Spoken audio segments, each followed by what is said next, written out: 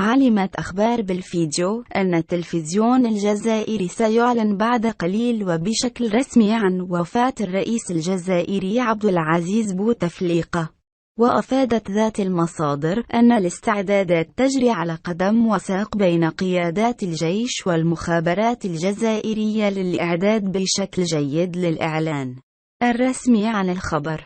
وأضافت ذات المصادر أن جميع المصالح الحساسة والمسؤولين في كافة التراب الجزائري تلقوا أوامر وتعليمات بالاستعداد لإذاعة ونشر الخبر بشكل رسمي على القناة التلفزيونية الرسمية.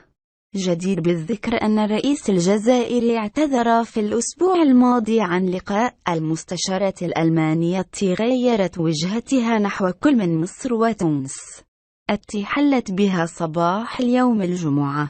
ويعاني الرئيس بوتفليقة من مشاكل صحية منذ مدة ألزمته التحرك عبر كرسي متحرك، كما أنه خضع لفحوصات وعلاجات طبية دقيقة بمستشفيات متخصصة في فرنسا في وقت سابق. حسب مصادرنا الرئيس بوتفليقة في غيبوبة. حسب مصادرنا عاد الجزائر يوم الأربعاء على الساعة 3 صباحا، غادر باريس ووصل الجزائر الساعة 4 أو 5 صباحا، يعني في وقت وين غير ممكن يشوفوه الناس، يكون بعيد عن الأنظار.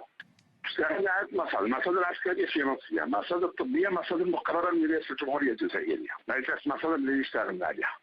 وفي حين لم يصدر أي بيان يكذب ما قالته الصحيفة، يطالب العديد من الجزائريين معرفة حقيقة الوضع الصحي لرئيسهم وسط علامات استفهام كبيرة حول طريقة إدارة البلاد خلال فترة مرض الرئيس.